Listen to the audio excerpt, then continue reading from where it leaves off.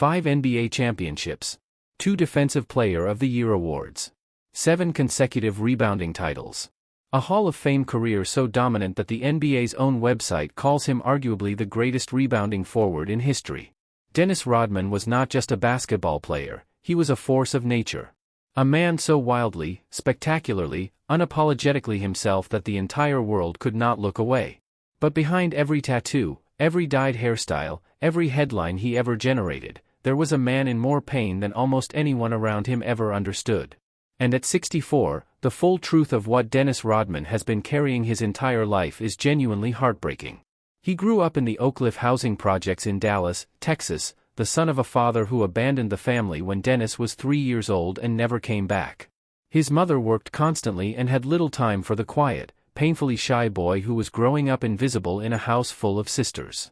He graduated high school standing just 5'9", too small, too overlooked, too forgotten to attract a single basketball scholarship.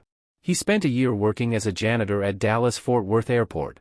And then something extraordinary happened. He grew 7 inches in 1 year. Practically overnight, the boy nobody wanted became a 6'7" athlete that scouts could not ignore.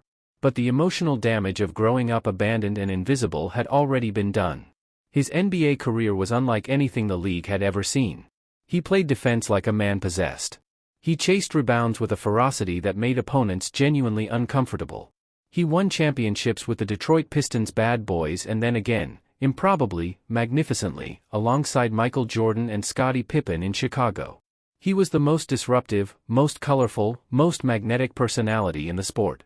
And in the early 1990s, sitting alone in his truck in the parking lot of the Palace of Auburn Hills with a loaded rifle, he came within a single decision of ending his own life. He sat there all night, debating. By morning he had made a different choice.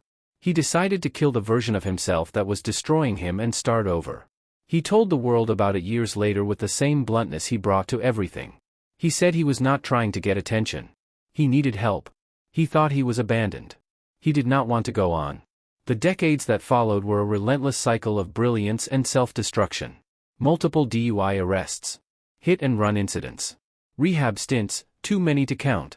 Legal battles over nearly $900,000 in unpaid child support.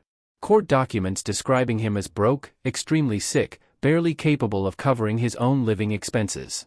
A man who earned millions and spent everything. 3 marriages, including a wedding to Carmen Electra in Las Vegas that lasted 9 days. A controversial friendship with North Korean dictator Kim Jong-un that baffled the entire world. His daughter Trinity publicly refusing to take his calls, and Dennis posting a heartbroken public apology on Instagram begging her to pick up the phone. He wrote that he was always here. That he would keep trying no matter how difficult it became. That he had one wish, that his children would call him and come see him. He recently said he is surprised he is still here because a lot of people thought he would be dead at 40, 45, 50, 55.